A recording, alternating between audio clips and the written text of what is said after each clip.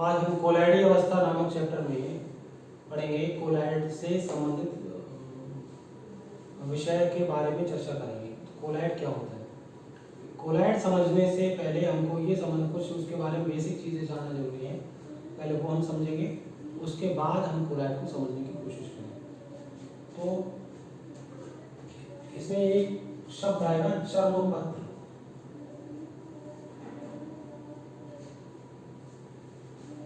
चर्मपत्र क्या होता है? ठीक है, तो वो क्या होता है वो समझिए। विलियम चैप्टर में हम पढ़ चुके हैं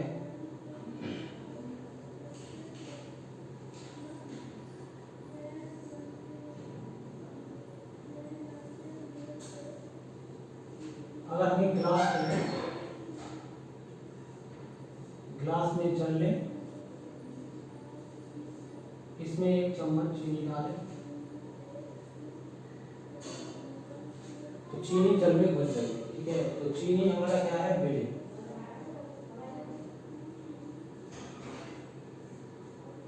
जल हमारा क्या है? विलायक। ठीक है, और इन दोनों को मिलकर जो बनता है वो कहलाता है विलयन। ठीक है, तो विलेय और विलायक को मिलाकर जो हमको प्राप्त होता है वो हमारा विलयन कहलाता है। किसी भी विलयन में जिस पदार्थ की मात्रा ज़्यादा होती है वो विलायक होता है, जिस पदार्थ की मात्रा कम होती है वो हमारा विलेय होता है। तो अब यहाँ पर जो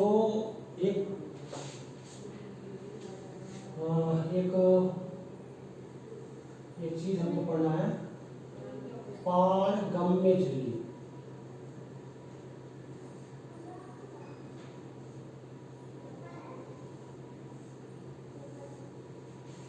पारगम झिल्ली क्या होती है? पारगम झिल्ली वो झिल्ली होती है जिसमें से विलेय और विलायक दोनों के अणु गुजर जाते हैं। ठीक है, आप हेडिंग में लिखना चाहें तो लिख सकते हैं। ये झिल्ली है और इसके पार हम गुजारेंगे तो इसमें से विलेय और विलायक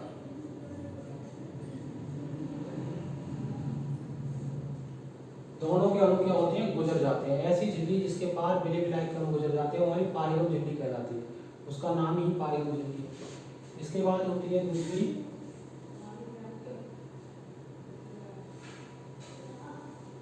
अपारगम झिल्ली।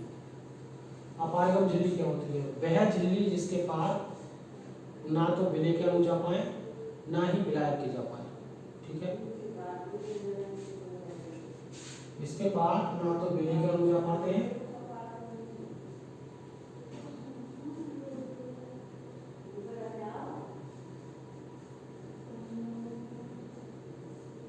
और ना ही विलायक।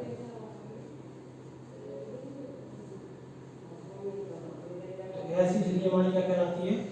अपारगम झिल्ली कहलाती है। ठीक है, तीसरी जो हमारी मतलब की है वो है अर्धपारगम झिल्ली।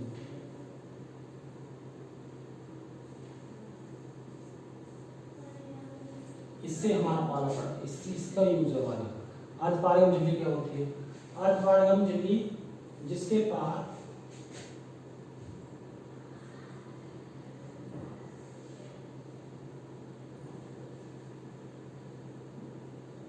विलायक के अणु तो जा सकते हैं परंतु विलेय के नहीं। ऐसी झिल्ली हमारी क्या कहलाती है? अर्धपारगम झिल्ली कहलाती है। जैसे आपकी त्वचा को चर्म बोलते हैं और इसके इसीलिए इसका नाम क्या है? चर्मपत्र। प्याज के ऊपर जो झिल्ली पाई जाती है, अंडे के अंदर जो हार्ड कोर के नीचे उबलने के बाद जो झिल्ली मिलती है वो अर्धपारगम झिल्ली, सेमी परमिएबल मेम्ब्रेन बोलते हैं उसको। तो ये चर्मपत्र झिल्ली है। तो चर्मपत्र झिल्ली क्या होती है? दरअसल अर्धपारगम झिल्ली होती है। ठीक है, तो एक वो झिल्ली है जिसके पार विलेय विलायक के अणु चले जाते हैं वो कहलाती है पारगम झिल्ली। जिसके पार नहीं जाते वो अपारगम झिल्ली। जिसके पार केवल विलायक के अणु जाते हैं विलेय के नहीं, वो हमारी क्या कहलाती है? अर्धपारगम झिल्ली। लाइक दैट हमने बताया कि जैसे चर्मपत्र झिल्ली आपकी बॉडी की त्वचा प्याज के ऊपर का छिक्कल की जो झिल्ली पाई जाती है वो अर्धपारगम झिल्ली, और अंडे के जो बनने के बाद उसके ऊपर जो झिल्ली होती है वो हमारी क्या अर्धपारगम झिल्ली का उदाहरण है। ठीक है, ये वो झिल्लियाँ हैं जिनके पार विलायक कण चले जाते हैं बट विलेय के नहीं। ठीक है, हमें ध्यान रखना है। फिर इसके बाद हम आगे की चीज़ करेंगे। अब अपने चैप्टर से जुड़ते हैं जो हमको पढ़ना है।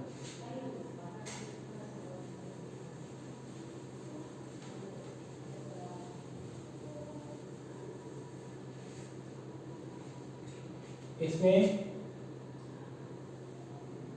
1861 की बात, एक थॉमस ग्राहम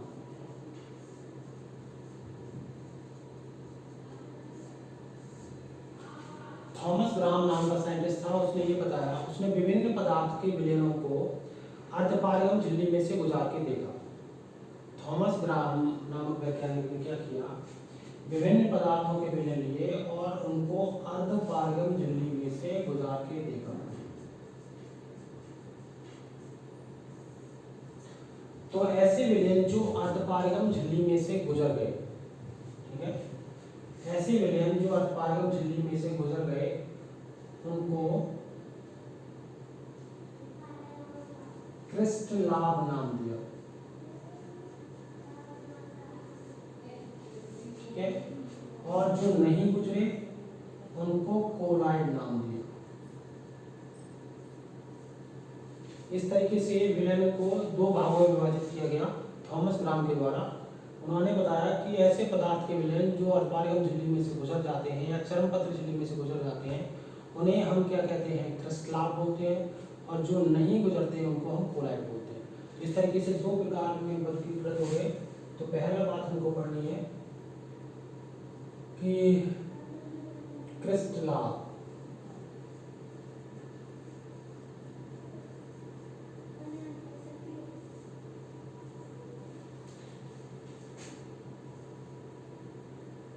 ऐसे पदार्थों के विलयन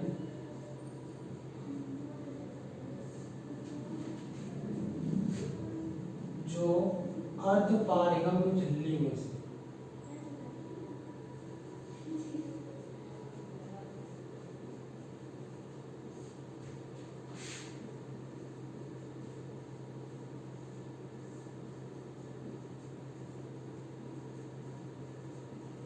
गुजर गए,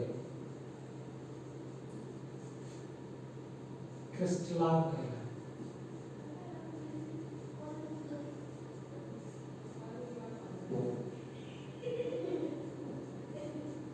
ठीक है, जैसे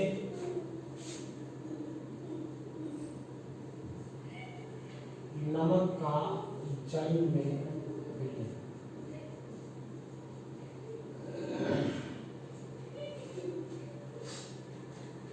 दूसरी चीज हमको पढ़ना है कोलाइड।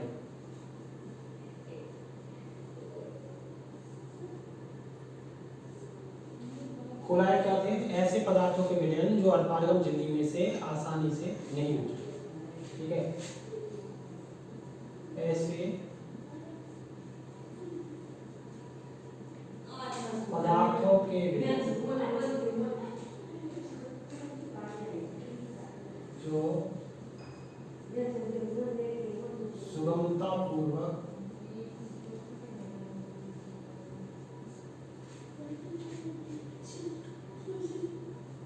अर्धपारगम झिल्ली में से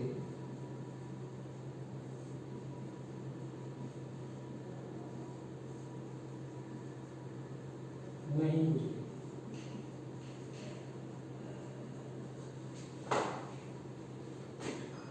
कोलाइड कहलाए।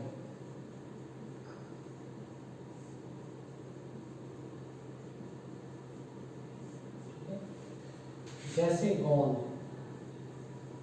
का जल में विलयन,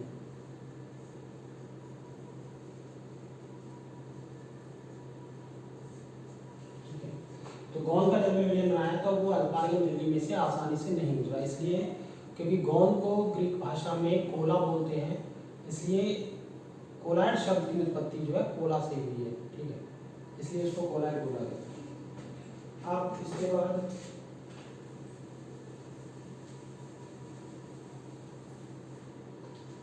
ये इसकी पुरानी धारणा है, कोलॉइड की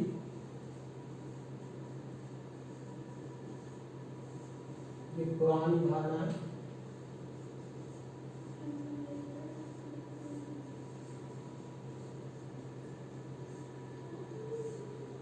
कोलॉइड की आधुनिक धारणा।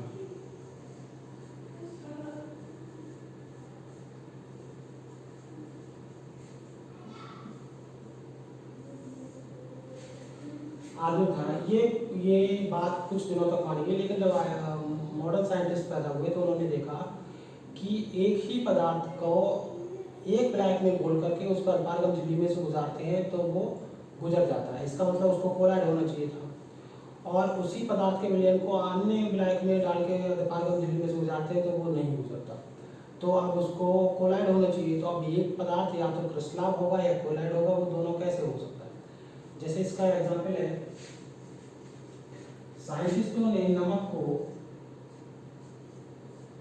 जल में घोला और अपारगम झिल्ली में से गुजार के देखा तो ये इसमें से आसानी से गुजर गया।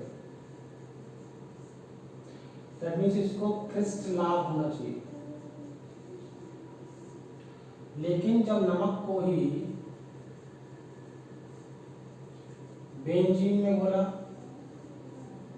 तो ये इसमें से नहीं गुजरा, तो अब नमक को क्या होना चाहिए? कोलॉइड होना चाहिए। अब नमक या तो क्रिस्टलाव हो सकता है या कोलॉइड हो सकता है, तब ये जाके ये वाली पुरानी धारणा थी वो फेल हो गई, मतलब वो अमान्य कर दी गई। तब नई धारणा ये आई कि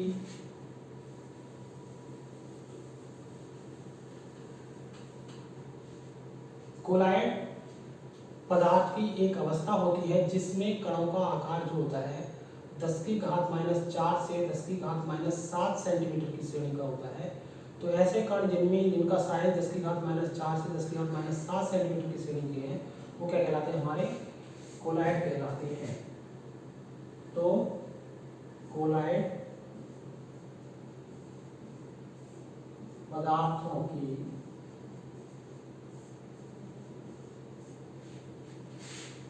एक अवस्था है जिसमें पदार्थों के कणों का आकार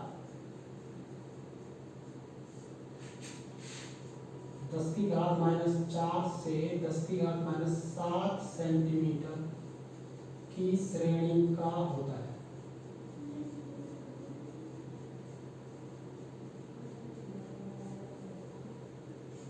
ठीक है, तो ये कोलॉइड की आधुनिक धारणा थी कि जिसमें ये बताया गया कि कोलॉइड पदार्थ की एक विशेष अवस्था है, एक ऐसी अवस्था जिसमें कणों का आकार क्या होगा 10 की घात -4 से 10 की घात -7 सेंटीमीटर की श्रेणी का होगा, उसमें वो क्या कहलाएंगे? कोलॉइड कहलाएंगे। अब तो कोलॉइड के कणों के आकार पर उन्होंने उनको 3 भागों में बांटा। कौन कौन से? वास्तविक विलयन, एंड कोलॉइड और निलंबन के कण। ठीक है, तो इसका स्क्रीनशॉट ले लीजिए फिर आगे।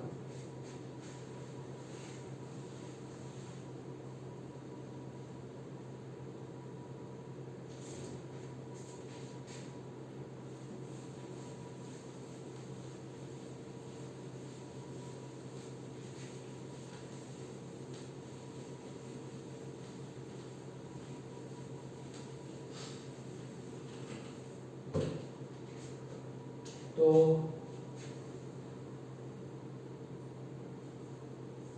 पहला है आकार के आधार पर वास्तविक विलयन।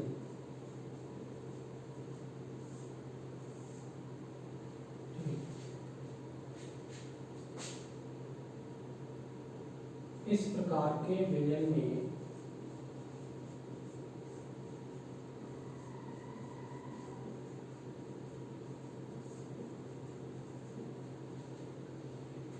विलायक और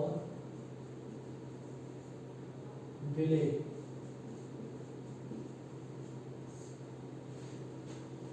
ठीक है। अब इस चैप्टर में जो विलायक होता है उसको परिक्षेपण माध्यम करके बोला जाता है।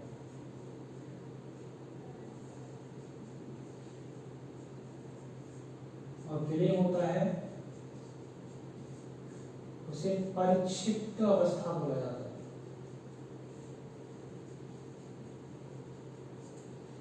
ठीक है, तो यहाँ पर आप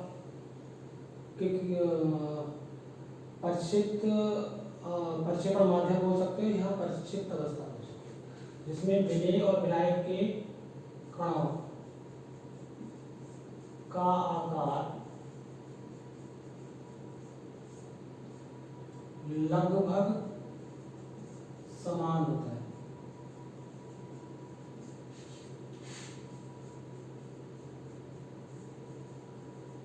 अर्थात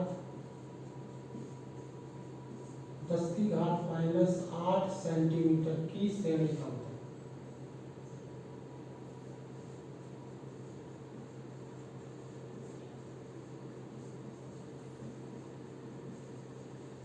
ठीक है, इन कणों को हम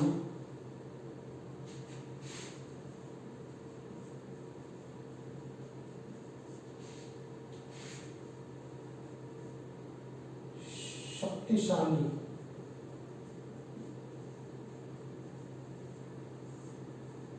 सूक्ष्मदर्शी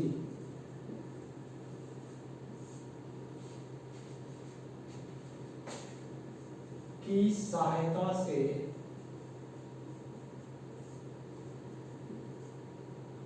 देख सकते हैं।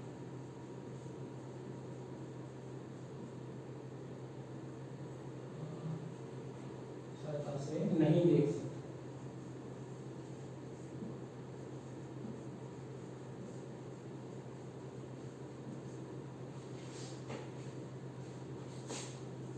दूसरा है निलंबन के कण।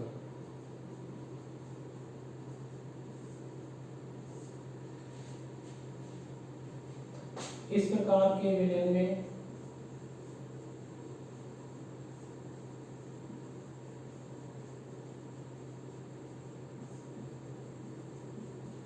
विलायक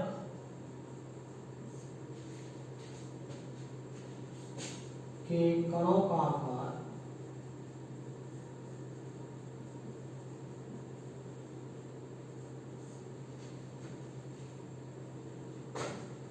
(10⁻⁸ सेंटीमीटर तथा विलेय के कणों का आकार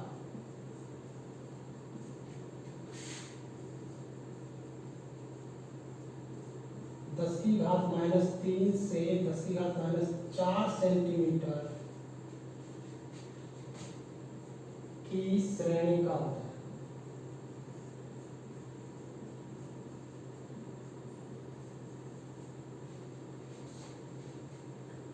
इन्हें नग्न आंखों से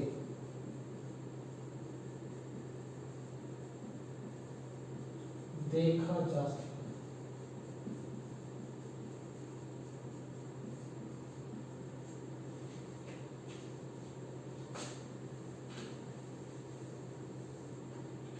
जैसे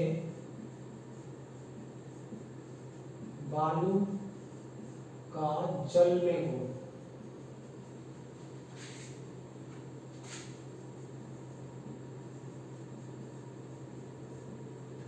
तीसरा है कोलाइड।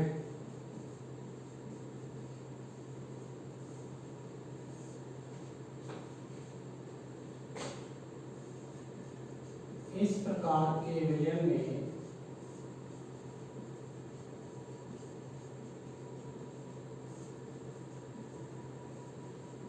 कणों का आकार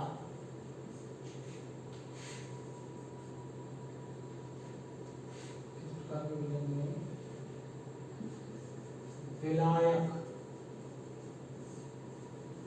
के कणों का आकार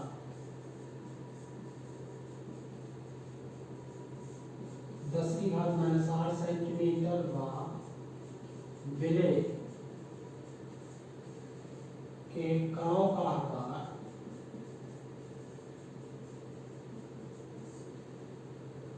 10⁻³ से 10⁻⁴ सेंटीमीटर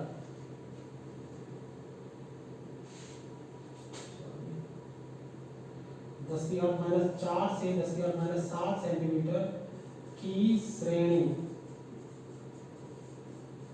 का होता है। जैसे गोंद का जलबिंदु,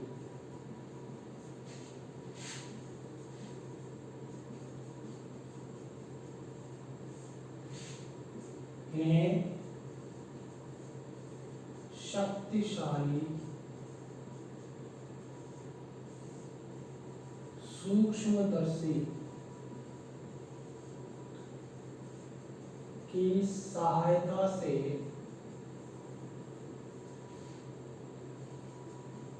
देखा जा सकता है।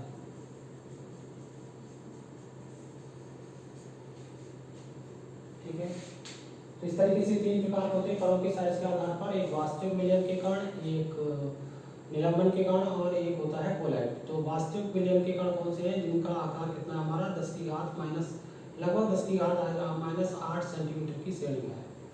निलंबन के कण वो कण होते हैं जिनमें हमारे विलायक का कण का आकार 10⁻⁸ होता है और विलय के कण का आकार हमारा कितना होता है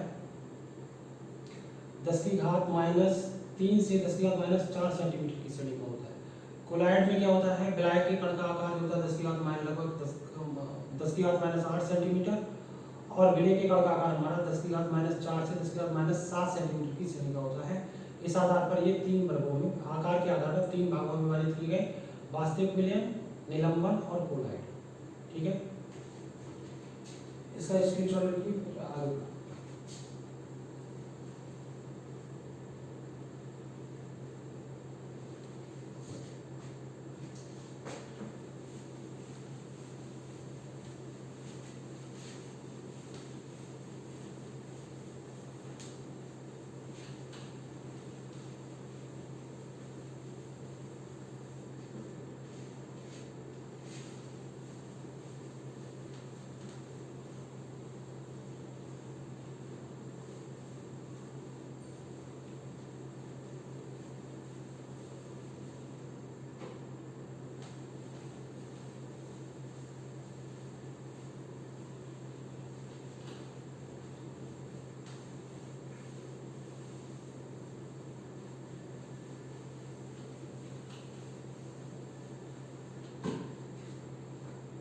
इसके बाद हमें पढ़ना है प्रक्षिप्त या प्रक्षेपण माध्यम।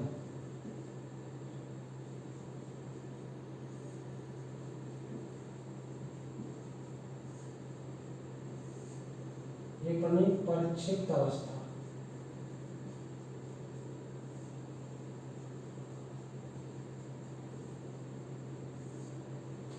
ठीक है, तो प्रक्षेपण माध्यम, प्रक्षिप्त अवस्था क्या? प्रक्षेपण माध्यम वो माध्यम होता है जिसमें कोलाइडी कण क्या होते हैं, बिखरे रहते हैं। ठीक है, और जिसकी अवस्था क्या होती है, सतत कंटिन्यूअस होती है, वो हमारी प्रक्षेपण माध्यम कहलाती है। और प्रक्षिप्त अवस्था वो अवस्था होती है जो कोलाइड है। कोलाइड, जो भी कोलाइड कण आप बेटा उसमें डालेंगे वो आपकी प्रक्षिप्त अवस्था होगी। ठीक है, इसको सरल करके किया जाए तो जिसको हम विलायक बोलते हैं अदर विलयन चैप्टर में, वो हमारे यहाँ प्रक्षेपण माध्यम बोला जाता है कोलाइड में, और जिसको हम विलय बोलते हैं वो हमारे यहाँ पे प्रक्षिप्त अवस्था के नाम से जाना जाता है। जैसे अगर हम एक ग्लास में उसमें जल लें और उसमें गोंद या स्टार्च डाल दें, तो गोंद यहाँ पर प्रक्षिप्त अवस्था है, तो जल हमारा क्या है यहाँ पे प्रक्षेपण माध्यम। ठीक है, मतलब जल के कण तो आपको गणित मिलेंगे, गोंद के कण या कदा कहीं मिलेंगे, मतलब उसमें बिखरे हुए मिलेंगे। तो प्रक्षिप्त अवस्था वितरित अवस्था कहलाती है, और प्रक्षेपण माध्यम जिसमें कोलाइड कण जो होता है रहता है वो हमारी प्रक्षेपण माध्यम कहलाता है। तो प्रक्षिप्त अवस्था और प्रक्षेपण माध्यम का यूज पूरे चैप्टर में इसी में होना है।